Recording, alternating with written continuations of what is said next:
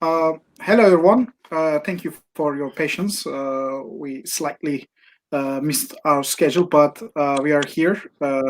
So, due to technical issues, today we have a special guest, Mr.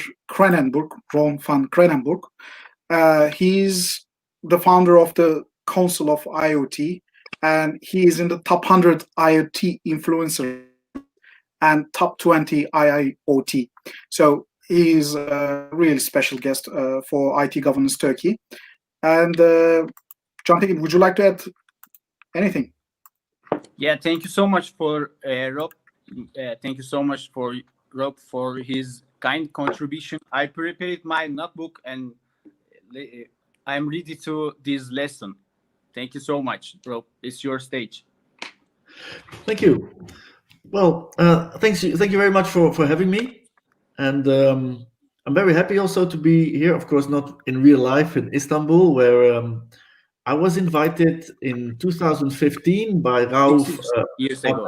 Yes, at the IoT summit. You were also there. Yeah, I was there. Yes, it was. I think. I think it was very early. I hope also you find him or you work with him or that you or maybe because he was very early in trying to bring Internet of Things to Istanbul and so I was very happy to be there. I think twice. So I think it's fantastic that you have this set up this NGO on the IoT governance. I think that's a very important moment in time now to try to capture that. So I have a brief presentation on council that I set up in 2009, basically to get an overview and a grip on what is mainly a technical perspective. But I felt that, and with me lots of other people, that this technical perspective would become very, very important, and that we would definitely need to think about what this means for society. I think today, I mean, I've been watching CNN all day today, sort of. Yeah, also. So I got. Now I'm in the different room, but I had CNN open all day, and yeah, these are amazing times. And the question basically that everybody has is, this is big tech. Well, I think we and the Internet of Things community and the people here, the participants, have been working with these issues for a long time. But now it's all becoming prime time. So we have big tech with tremendous influence, able to highlight and megaphone certain voices or silence other voices. We have institutions, especially in Western Europe, that have privatized basically all their assets.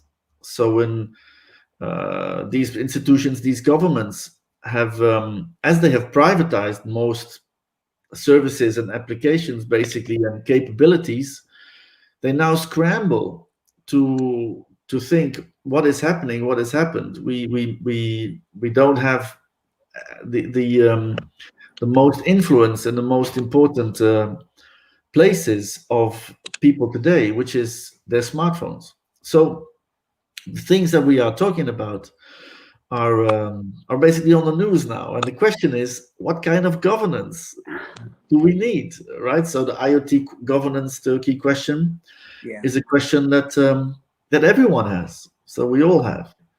I guess this is also one of the reasons why you started this. Yeah, the IT governance is actually umbrella, and in the future we will have spatial computing. Like these kind of terms need to be addressed in the future. So we are trying to capture the moment right now. I think well, I think that's exactly what needs to be done, and you're doing that very well. So the idea indeed is to find some common ground on terminology. So if you go to the next slide, then Sure. then yeah, I want to start with this because I'm also part of Next Generation Internet in Europe, and Next Generation Internet is NGI.eu. And as Turkey has joined Horizon 2020 in 2014, I think, Turkish companies are very welcome to join Horizon 2020 projects.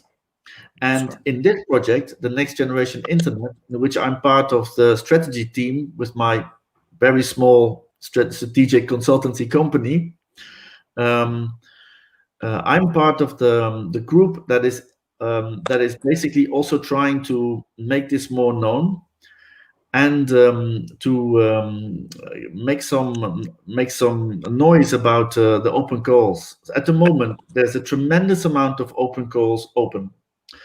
So there is funding available for work on privacy, for work on trust, for work on blockchain, for work on all kinds of emergent technologies. So if you go to ngi.eu, I would advise all participants to go to the open calls, check what's open, and then I would suggest also that you, as the IoT Governance Turkey, also reach out to participants and to people and try to coordinate some of the proposals that people want to bring. Definitely we will. These open calls are new in the sense that most of them just need 2 pages to make a proposal. So this is not an academic world. This is not 15 pages of proposals. Some of the projects actually just need 1 page, and then you quickly find if you could get funding, yes or no. The funding is also in terms of like 50K, 100K, 150K in the open calls, which is perfect for small and medium-sized companies. So that's the idea, to work together, of course. And the beauty of this is also that you work together with people in other countries. And as I also work a lot with Greek partners, I'm also part of the Aegean Lab with Professor Petros Kavasalis. I hope they will also get some cross work together, but there's of course lots of contacts that we have in France, in Germany, in Denmark, in Holland. So it's also one of my jobs to help coordinate this. So you can always reach out to me and try to find some partners. So please go to the next slide. But this is, I think, a very important slide. The Next Generation Internet, ngi.eu. Go to the open calls. This is where a lot of funding is now. That's where we need to get a lot of Turkish entrepreneurs, but also SMEs.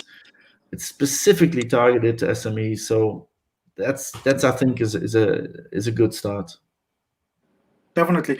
I touched the fintech applications or the area in my private life. Definitely, I will share with my colleagues and my classmates in the university. Absolutely, this is this is exactly meant for that.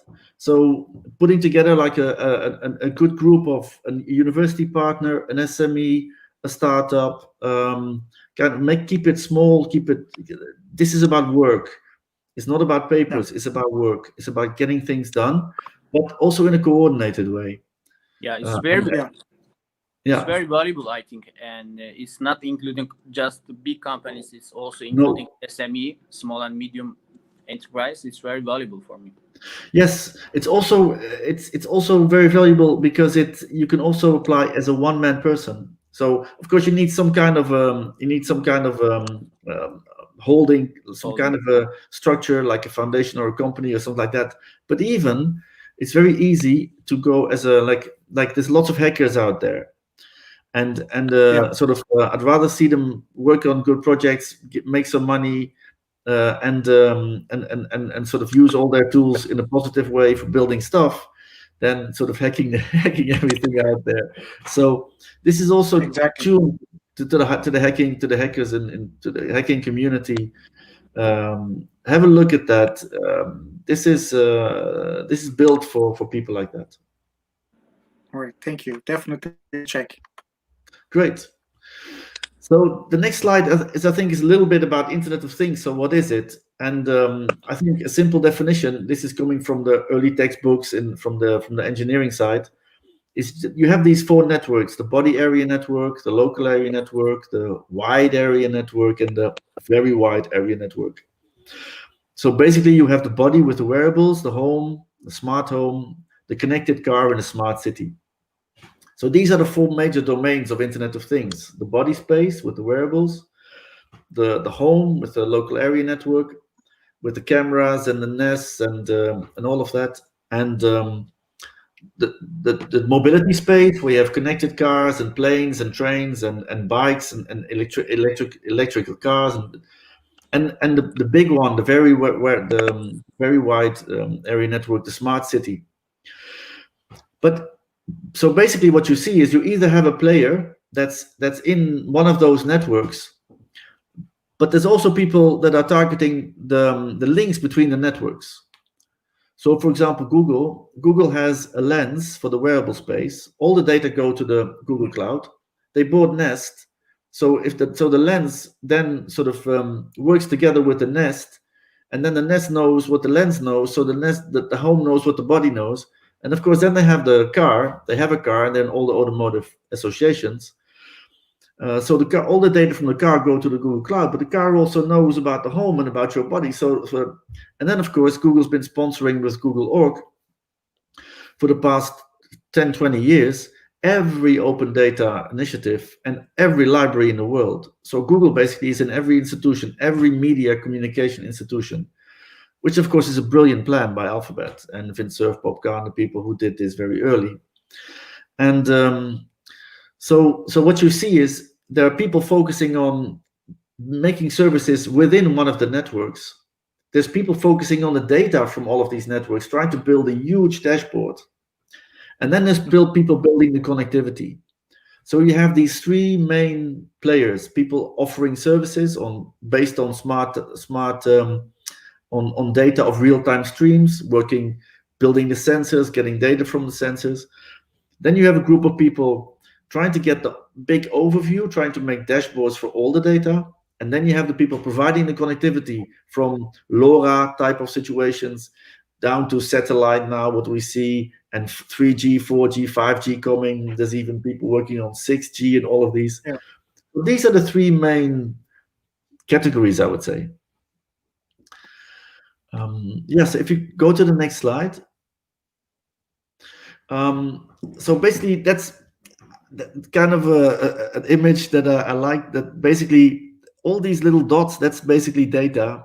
And you see all these things, people, objects, rooms, everything radiates data that gets captured in a layer. The layer is like, say, the big data, the analytics, that's what the algorithms are. And then the idea is that they play back all this data into the objects. In the old days, we had only analog objects that would have no connectivity, like the cup, for example, this cup. Mm-hmm. And we would have computers. But now we have all these hybrid objects because we have smart cups, and cups are being made of smart material, and there's actually some connectivity in the cup. And this is the most important, I would say, thing that took me 20 years to understand. this move from, because we're people and we're very simple people, so it's very difficult for us to think that major change is possible because we all take these incremental small steps. And we keep thinking in terms of like the tree and the car, but basically these cars, they're little computers in themselves now, and they've become radiating energy itself. So now actually we are in a situation in which what people call the digital twin, the twin of the car, the whole system of data, plus all the proactive capabilities on that data, sort of already thinking about what the car is going to do in real time in 3 weeks or something, plus all the data coming from the surrounding of the car, from the smart cameras in the lantern poles, from all the city furniture, all of that is now being able to be played back to this one single car. And it's being played to this one single car in real time. And that's the major difference. And this is so important because the engineers understand, of course, but the policymakers don't. And it's quite logical, so we cannot blame them. We have to educate them. It is a slow and painful process, but it has to be done. Yes. The next I slide, totally please. agree on that. Yeah, I totally agree Yeah, with that. They are trying to catch up with the regulations. Yes, and again, they cannot be blamed because they have a very different role, and they have lots of work to do, and we are telling them constantly, look, sit down for 5 minutes, forget what you're working on now.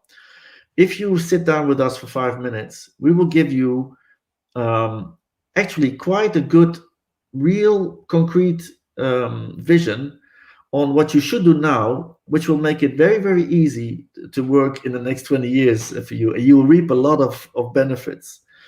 And the benefits, I think, in our situations like this drawing that we made, we basically say that it becomes a kind of cybernetics. So it would be, it's if people have time, we're all in lockdown. I'm reading a lot again because, I mean, we can read now. So I suggest people read Norbert Wiener, Stafford Beer, type in cybernetics, start reading organizational management theory, which was basically Stafford Beer doing organizational management theory, because he basically understood that at some point, technically everything we can do, but it's basically the change management, quite normal change management actually, that is very important at a moment like this. Because we have to show the policymakers the potential of what this can mean, and what this can mean is actually a world of, let's say, abundance to a certain extent.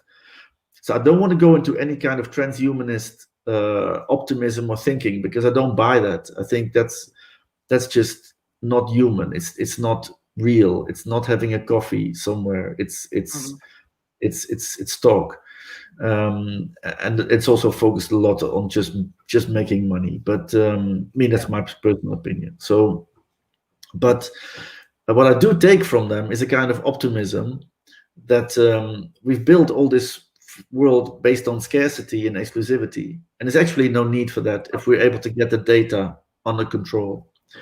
So I think data should be under control of the people who pay taxes. It's very simple.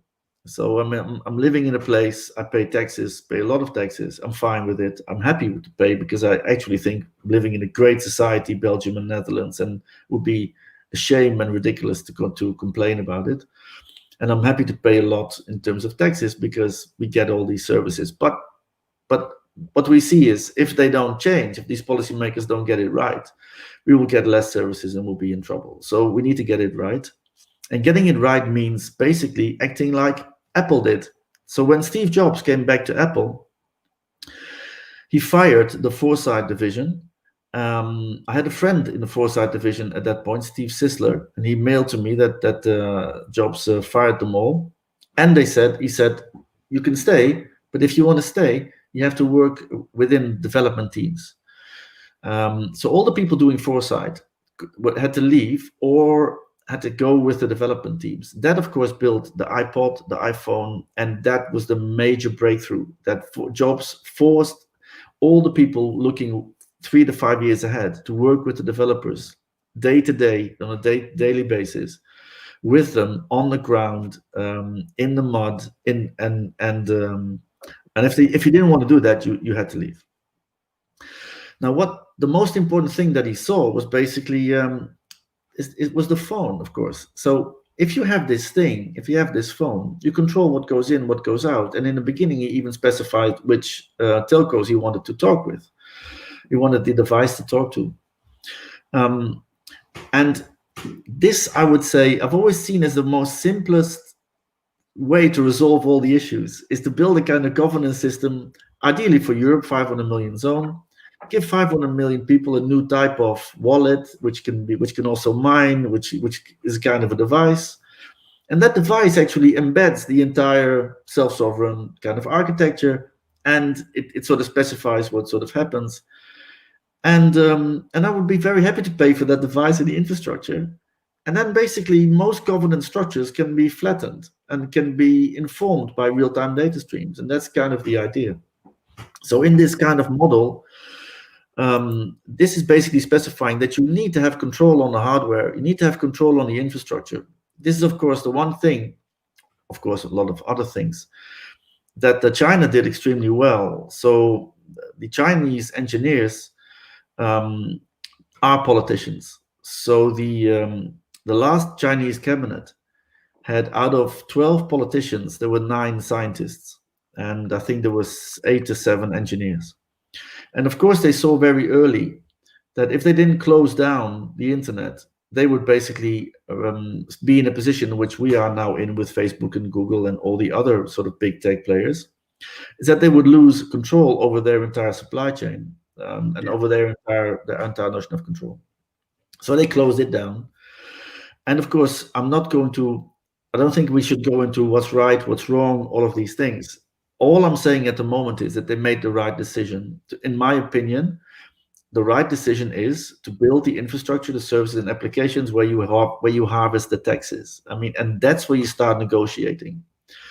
And so basically, this is a kind of model that's basically running there now, because there is control on infrastructural layer, on applications, on spectrum management, on all these kinds of things that you need to build your own kind of bubble. Of course, at the moment, I think it's safe to say that the Chinese engineers are obsessive compulsive with control, and are therefore running their own system into the ground if they're not careful, because the innovative capabilities in the system, if you want to control everything, is pure basic cybernetics. It's pure basic Stafford Beer Norbert Wiener. If you close down all the safety valves in the system, it will grind into a halt.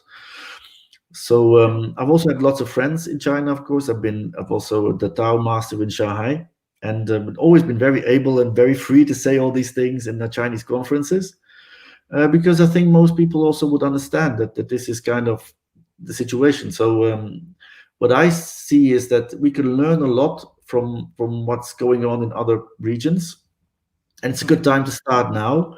So if you would start now in a region, you can basically come with a kind of proposal of a system like this, where you say we need to harvest the infrastructure in the place where we pay taxes. Ideally, it's Europe. Ideally, it's to me it's Europe and Russia. Sort of it's the entire European, the old Eurasian type of situation. Again, a personal opinion, of course. And then you can have these kind of then you can build a better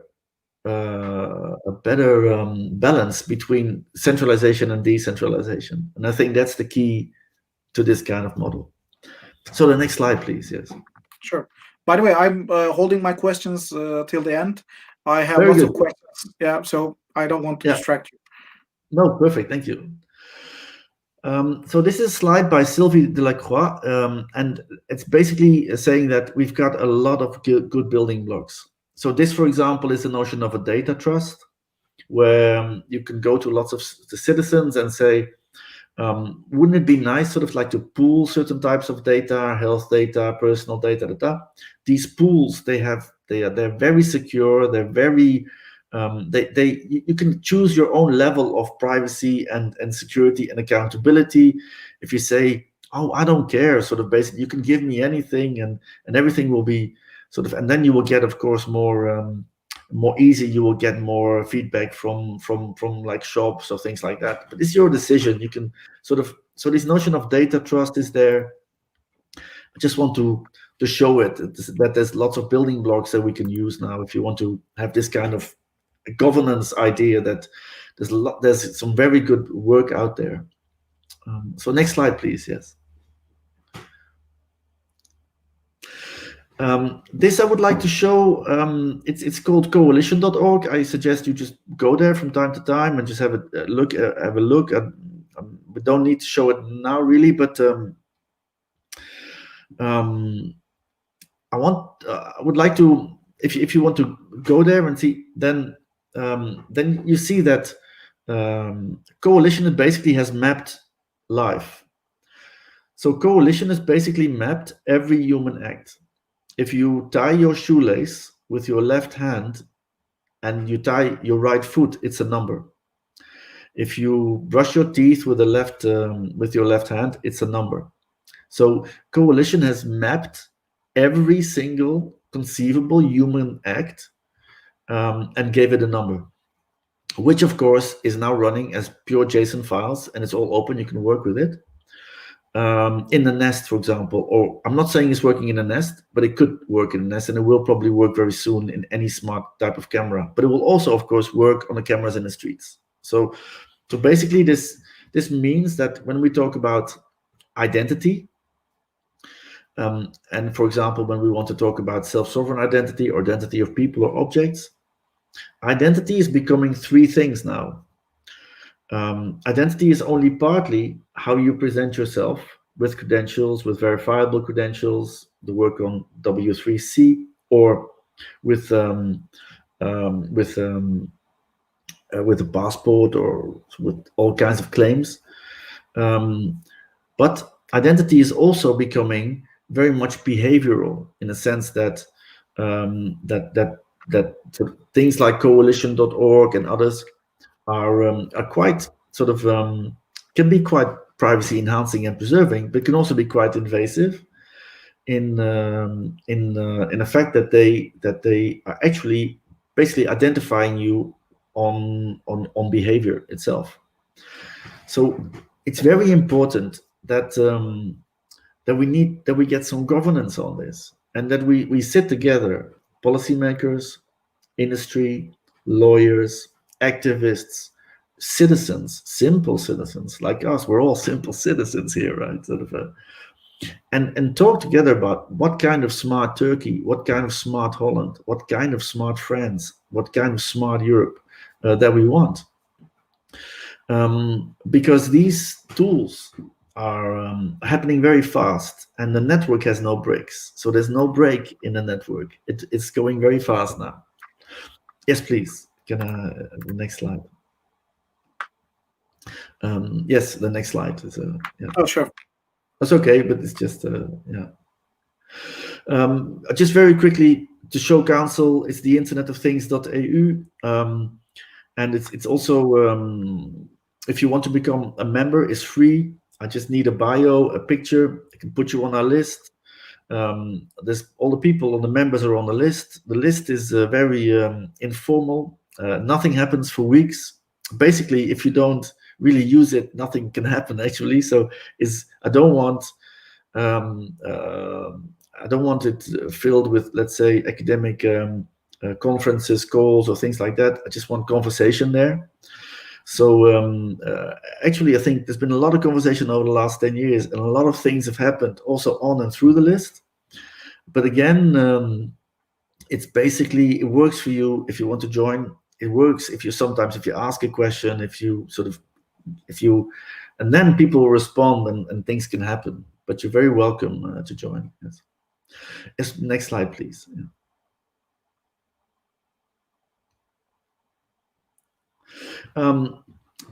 So in 2010, I started the Internet of Things Day, and it was really also the idea to pick a day, and we choose April 9, and now April 9 is Internet of Things Day.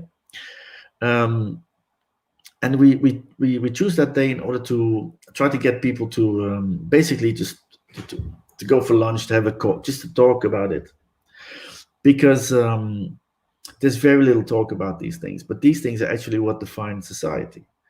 And how society is going to look is very much about how Internet of Things is handled in a particular region. And so the idea is to get people to talk about it, because we basically now are getting a quite negative attitude towards technology in general, or technology as such, and because things are going way too fast, and people are now blaming the messenger. So they're sort of blaming the tools. They're blaming the real-time data stream, sort of like, because it's only a specific group of people that's making use of all the data, and it somehow looks that as if and all these people are sort of, all these big companies and all these people have become very important and powerful. But that's, of course, was never the intention. The intention always was that the data would be part of some kind of a democratic structure in which all parties, policymakers, industry, citizens, could have an equal say in what all this data would actually go through, what algorithms would be used in order to build some kind of dashboards to play back all this great insights, and to use that also for societal development, for development of the industries, development of the agriculture, but do this, of course, in a way that people would share this, and it would not immediately become some kind of a neoliberal greed capitalist kind of model, but it would be more, of course, people can make money, that's not the point, but kind of, it's gone a little bit out of hand. And the trouble is, citizens are now seeing all these out of hand situations that don't really understand that Internet of Things is a perfectly democratic tool that's always been working for trying to get the best insights into the best services. And I think that's what we have to, that's the message that we have to bring. And that's what I try to do with the Internet of Things Day, to try to bring it down to real use cases, to real good examples. Keep it small. Yes, please. Can you have the next slide? Yeah, just to say that we're also I'm also an ambassador with Council to IT Solutions. Of course, we are in COVID crazy times. Barcelona would be a place when IT Solutions would be on. It would be the only place in the world where you can walk into any bar and hear people talking about Internet of Things, because it would be 100,000 people in Barcelona for the week and for the solutions. And it was always a fantastic, and still is a great venue.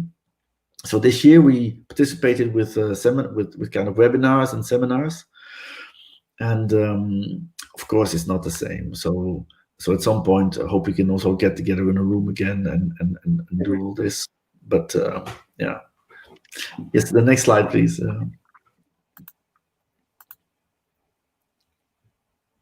Yeah, so throughout the years, I've been able to build really good contacts in China, and especially in Wuxi. Wuxi was named by Wen Jiabo, the Chinese Prime Minister, as one of the first designated IoT kind of cities. It's quite close to Shanghai. It's about 3 hours by high-speed train, or 2 hours. And sort of every year there's a big summit, and last year I was there sort of hosting the EU-China delegation. And I think I'm in a picture, yes. And so the point there is, I think, is that we really need to learn sort of from each other, and we really need to take this down to the use case level and keep politics kind of out of all of these situations. We are trying to build good services in wearables, where we can do things with health, especially now with COVID, tremendously important.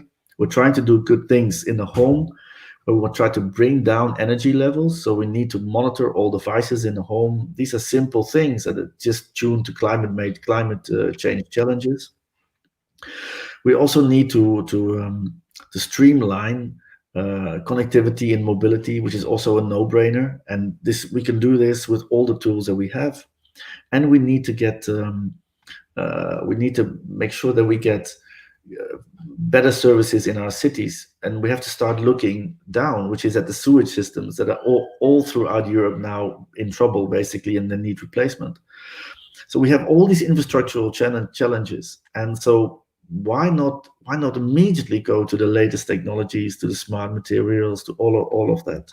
We can only do this if people have a positive view on the change what Internet of Things can bring. And again, we've got to try to get away from all the negativity that's out there now, because the negativity is tuned not to the actual developments on the ground, not to the actual use cases, which are only working for better services. And that's also how I see work in China, in Wuxi or Shanghai or Shenzhen, working with David Lee in the Open Innovation Lab, learning from each other and trying to build good use cases. That's all. Definitely. Yes, please. So the next slide, please. Yes. So yes, the next slide. That was sure. Oh, sorry. Yeah. So basically, what we do is, so with council, lots of friends and people, we try to work with and help build strategies, and I think, and it's also, I think, a focus for you is the focus on the alliances of all these people that are now competing in these niches, in these domains, and there's no need for them. They're just competing themselves out of business. So we've got to go to all the people in domains and say, look, you got to work together, invest together in a kind of in a good infrastructure, invest in your local cloud, invest in the edge, invest in all of the good devices, take it to the edge, sort of move away from these big cloud providers that are going to basically then tell you what to do in 5 years, because all the smartness is in their systems. Keep it local, build a local infrastructure, which means that you got to have a totally different mindset, where you used to see a person that was like competing yesterday. Now you see him as a friend, as an ally, because you're going to use the same infrastructure, but you're going to compete on niche services. So you just going it's going to be, the pie is going to be a lot bigger, and of course it's easy to say now. I mean, this is but this is quite defendable, I think, to say these things at this moment. Yeah. So for the last slide, I think it's the last slide. That's yeah. That's good. Yeah. So basically, what we do is we try to do these micro learnings, which is also something coming from the consultancy groups like Deloitte and McKinsey, using that, and I've learned also from that. And then, of course, culture is key, purpose is key. And then, of course, there's the power of positive feedback. So that's the next slide. So this is the same dog, but that's the dog that's just been called a good boy. Wow, that's really sweet. Yeah. You see, so I mean, that's really important. And then you just get a lot better results, I think. Exactly. Yeah. So that's it. Thank you very much, Rob. Yeah, a pleasure. And the questions. First of all, I think 2 weeks ago, World Economic Forum released a top. No, it was at the end of the November. Sorry, my bad. They released the new emerging technologies, and there was one title. It was a spatial computing, and actually it was referring that the next few years, IoT devices and the computers are going to speak. Data will transfer flawlessly, and we need a competing between each of them. How we compete the data. How do you see? Is it upcoming in a 1 year, or it's a long process? Well, I think that's a very good question, because I think and this is also the reason why we are on CNN today now all the time. We really are in the network. So if we go back to the book is from 1452. So the capability to print books was 1452 with the Gutenberg press. Yeah. The first public library in Holland is 1918. Yeah. So in 1452 we have kings and priests and raw power, and they're not that keen to start distributing books or learning tools or printing presses, because they're afraid of losing their power.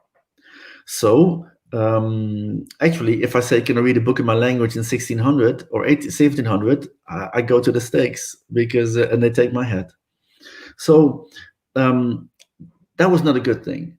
But the slightly good thing about that was that having these gatekeepers, we actually built schools. So the elites, they realized that they could not just hand this capability to any man out there with no education, because it would make no sense. Even if you would taught people to read that had no context of doing anything. So I fully agree that that it takes time, and that you need gatekeepers. Of course, you don't need them for 400 years. That was a major mistake of the elites to make it last that long, because also that library in 1917 was not open to all. It was not open to all the public. Sort of like. And if you would go there, they would still advise you about what book to read, right? So what happened in 60s, 70s was such a strange alien thing. So imagine Vint Cerf and Bob Kahn coming with a protocol called the Internet, which is TCP/IP, which basically says pass on the packet, pass on the packet. It removed all the gatekeepers in the instant of a second. Yeah. And so the packet doesn't ask, the router doesn't ask where do you come from, where do you go to. It just pass it on, which of course was the reason for the tremendous speed and success of this internet. But imagine what it was built on. It is built on a world that's diametrically opposed to this freedom of transfer. So it's built on a world of pure violence, I would say, and pure exclusivity. So it's built on a world that is totally diametrically opposed to what we have now, which is also why, of course, the millennials and Generation Z actually feel so alienated. They feel so disengaged from this world because they're not from this world. Yeah. They might as well be real alien. They have nothing in common with. They just live in their devices in which everything works and there's tremendous flow. Then they close down that device, they look outside and they think, who's built this? This is ridiculous. I'm just going back to my device. I mean, of course, if you close down your device, if you look outside and you look at the sewage systems and the whole things and everything, and you look at all, you think, who built this? This is insane. Of course it's insane. Now, this is now flipping. So more people are beginning to think that the analog world is insane, and it's not. Sort of like, so the fights that we're seeing now are also backward fights of power, kind of power that's invested a lot in the analog tradition of thinking, but that will lose. It will just totally. It's no, of course, and it begins to understand this as well. So it's trying to escape kind of this kind of world, but then. Another crazy thing happened, which is Tim Berners-Lee. So anyone, basically at that moment in time, would have made a company out of HTML. Anyone, basically, it would mean that you would have been the Bill Gates that Bill Gates is now, because Bill Gates closed down open source development of Word, which is then called WordPad. People were working on it. And there's this famous or infamous letter to the open source community that he wrote, in which he basically says, look, I invested some time in it, and I'm going to put copyright on it because I invested time in it. And that built his he built his fortune on closing down open source development. And the person who didn't do that, Tim Berners-Lee, he basically put HTML on TCP/IP, which is he put speed on speed. Because at that moment in time, we also had Ted Nelson with Xanadu. And already then, Ted Nelson told Tim Berners-Lee, you can't do this. You can't do this, Tim, because you're going to get fake news in 10 years or 15 years. Because how can you basically put a kind of a data kind of processing structure on a pure flow like TCP/IP, where there's no gatekeepers? And you're actually enabling that I can make a link and I'm not sure where it goes to. You have no control over where it goes to. So he was already advocating in the 90s, Ted Nelson with Xanadu. He was advocating a similar structure, but with a reciprocity in it. And what happened was, what's happening now, which is why we are here, is that the past 20, 30 years for us has been a world of non-reciprocity. So there's no reciprocity in TCP/IP. It just goes endlessly on. And there's no reciprocity in a data structure put on top of that. Now we get IoT. There's no reciprocity there as well. You just get large ecosystems. So there was never any intention of security whatsoever in the internet as it was conceived. So the only way now to go forward is to embed the architecture itself on a chip and just have the chips with the same architecture talking to each other, which is already what's happening in terms of Microsoft Azure, taking it down the cloud on the chips, which is why we're now seeing all this work happening on chips. That's also what we're advocating. So we're advocating this for Europe. We say, look, in Europe, the personal, let's say, phone environments or wallet of people should only work with services, European services paid by European taxes, when the chips are able to talk to each other and also on the objects. So the objects also should basically, and then you get this flow and you build your bubble. So like the Chinese who've built their bubble on basically closing the internet down with deep packet inspection and making sure that sort of not that's where they have their own bubble. We should basically do the same, or Turkey could do the same, but hopefully the region, hopefully more people, hopefully, like I say, Europe, Russia, Turkey, the whole region, could build the same type of infrastructure from the chip up, from the embedded architecture on the chip up. And this is becoming quite logical, I would say, to think about that. Now, when we do that, we've got to make sure that one thing is happening, and that we don't have a direct correlation between that chip and me. So what we are advocating is that chip architecture plus disposable identities, which means that if I have this chip architecture, then I have my self-sovereign identity, and then I will have thousands of identities in smart contracts, which means that if I'm living here in my home and I pay an energy bill to an energy provider, I just send one token to the energy provider or one credential or one claim that says that I can pay. I've been paying this provider for 15 years or 18 or even more. And so they probably can sort of gather from that I will pay again next month. And I've got this history of payment. But now they know my name, they have all this data. They don't need that data. So the energy provider should just have a token of me plus, let's say, a number if I don't pay. They just need a token saying this person can pay. That's all they need to know. And then, of course, there can be some kind of a number saying, well, if he doesn't pay, you can find him. You can actually track him down, but only if I don't pay. If I pay all my life, I can die without having the company ever to know who or what I am. There's no need for them to know what I am, who I am. They just need to know that I can pay. Yeah, exactly. So basically, that's the kind of structure that we want to put up there. Rob,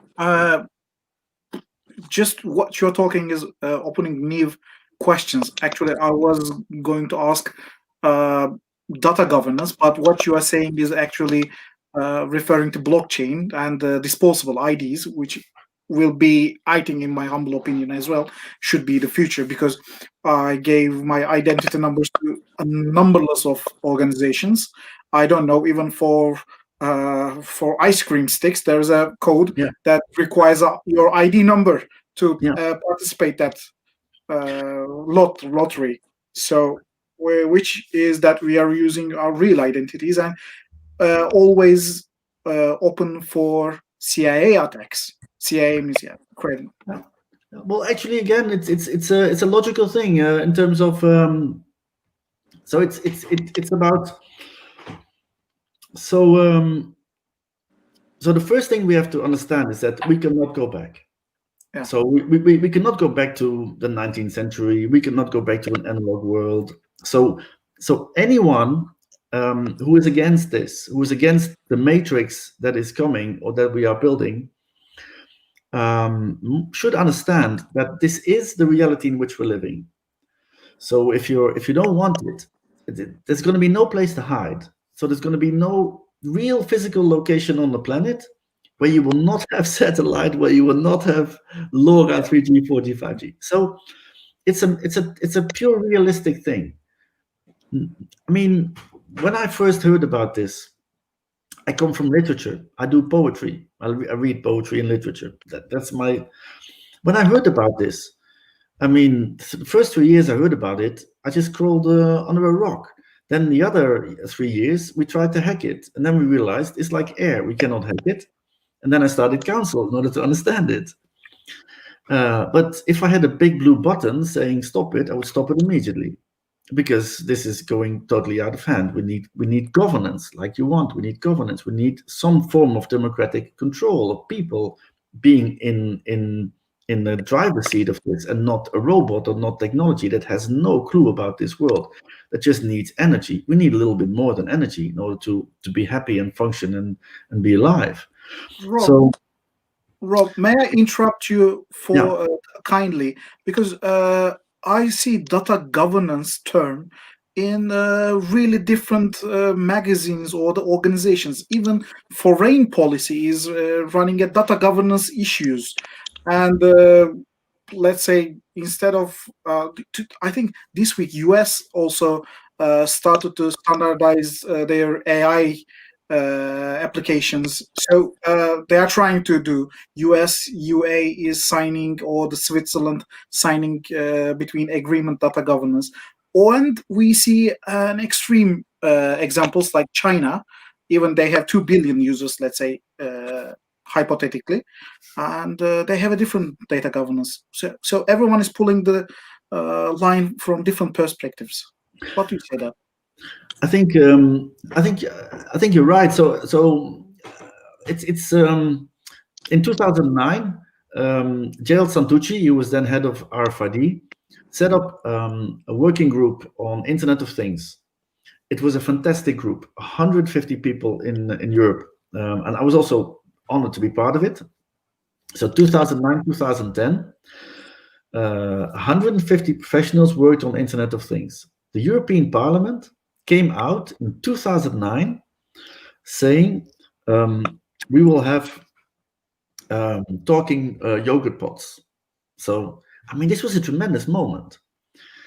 Now, unfortunately, what happened in that group is that the people coming from, let's say, the data perspective, the legal perspective, they didn't really understand the Internet of Things.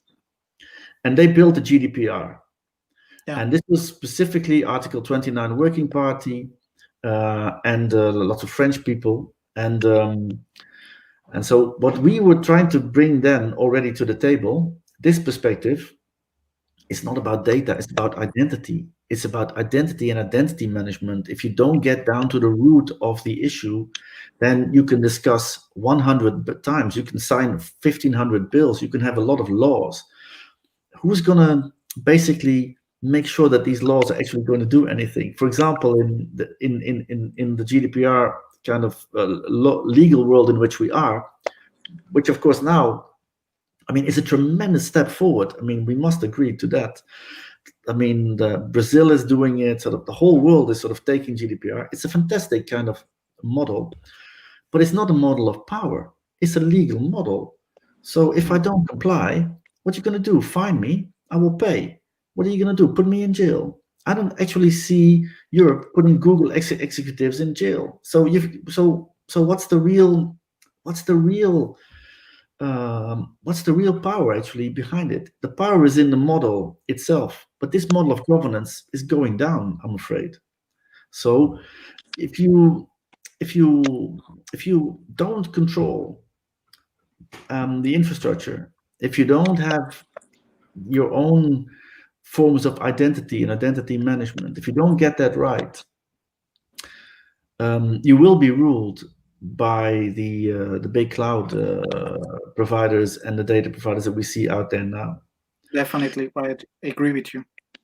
Exactly. So they're eating everything, and it's also quite logical. We cannot also not blame them, right? Sort of, Yeah, it would be really strange to blame Google or to blame Pinsurf or Bob Kahn for what they've built. I mean, yeah, we congratulate them, and I do congratulate them, of course.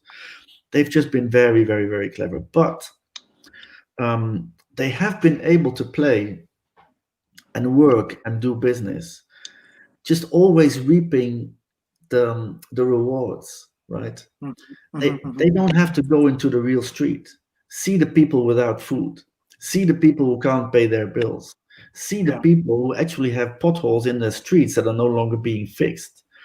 They are just they've just defined the world on a kind of high level data level, and now they're sort of still, so they will always find new niches, yeah, but society gets poorer and poorer, and people cannot pay their bills, but they have beautiful apps. I mean, that's not really what the whole thing was about when we started this thinking, and that's also not, I would say, what the engineers will feel happy building. Just a few gated communities for rich people. I think we really want to make a good smart society for all, which means good smart manufacturing, smart farming, yeah. smart sewage systems, good water management, all these things. That's, to me, is Internet of Things. It's not just the nice the nice visualizations kind of in the cloud type of algorithm. Rob, we have a flow there, and my next question will be like in your presentations. Also, right now you mentioned slightly about the public unrest towards the new technologies. Actually, there is a public opinion is generating after the COVID-19 against the 5Gs in the Europe, and this is one of the pipeline for the IoT, and in the future 6G is coming up. And how do you see, because you already mentioned in your presentation, there are bad examples is publicized on the media. And how do you see the future? How do you think this culture will evolve, or public will remember these feelings towards the new technology? I think that's a great question, and I think this is also one of the reasons why I think I set up this IoT day to get this discussion going, because you can feel now that it's basically our own fault. It really is our own fault. And so I've been working in lots of European projects also with lots of engineers, and in lots of big companies, like, let's say, all the big IT companies, and such good people. I mean, really nice people, friendly people. But they go home, do their work. They don't go out really, sort of. They don't like to talk about their work. They're not social people. They don't dance. They don't care basically what other people think about what they do, because they they know what they're doing. They're focused. They were never asked to explain what they do to normal people. They can't explain it to their neighbors. Sometimes they can't even explain it to their family, but they don't seem to care. They don't care, which is so the mindset of the engineer is not the mindset of a communicator, of a communicative person. And the companies, we have companies in Europe of 300,000, 400,000 companies, like Siemens and Bosch. They're like armies. They have extremely close knit, tight working cultures. I worked with Siemens in a project, and I tried to get them to to tell them something about their own project. It took me 2 months, 2 months just to break down to the 15 layers of communication departments that Siemens has. I think they have 5,000 people just doing communications, but they don't communicate. They do Yeah, not communicate. They have no. So it's our fault. It's the fault of the IoT. That's what I talked about. The politicization of the IoT community.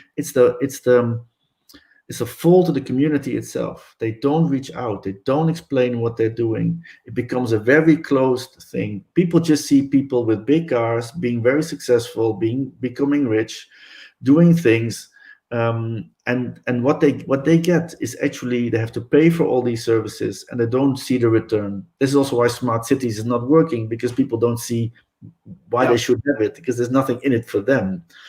So if you don't go and ask people what they want, you will not get very far. So first of all, it's our fault. It's our own fault. Second, is that the business models have been completely flawed. So, for example, when we rolled out 3G or 4G phones in Holland, we just need 1,000 masts to cover Holland. But instead of the state keeping the 4G licenses, they started to sell it to companies. So you had 5, 6 companies, and they all put up their own mast in the street. And when I saw that, like 20 years ago, I was thinking, they can't be as insane to put up 5 masts on a building just because I pick up my phone and that mast has me as a client, and I actually need this mast needs to be able to target me. So these 5 companies have to spread coverage over the entire of Holland. Why don't you just give me a fixed rate? Why don't you just ask me to pay like 80 euros, whatever? And then we have 1,000 masts, right? Yeah. So the craziness of the business model, and of course the same happens now with 5G. If you have it, don't license it.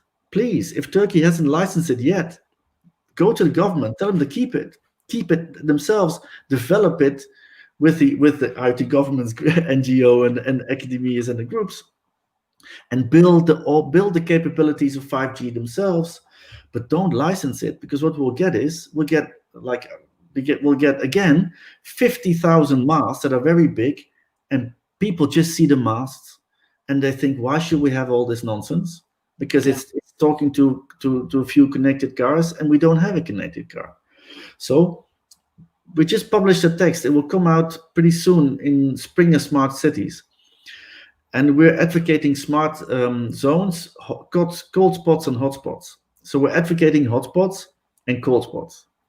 Now, in Istanbul, it would be quite logical to build a hotspot with 5G, go crazy. You can do your VR, you can do your AR, you can do your connected car, you can do your 300 times faster download of your favorite movie. Who cares? But you walk into that zone, and that's a hotspot, and you know you're walking into it, and that's where you offer these services. But other places, you don't. You have cold spots. There's no need to splatter the whole world or to splatter the whole of Turkey with 5G masts. At the moment, this would be tremendously working against what we want.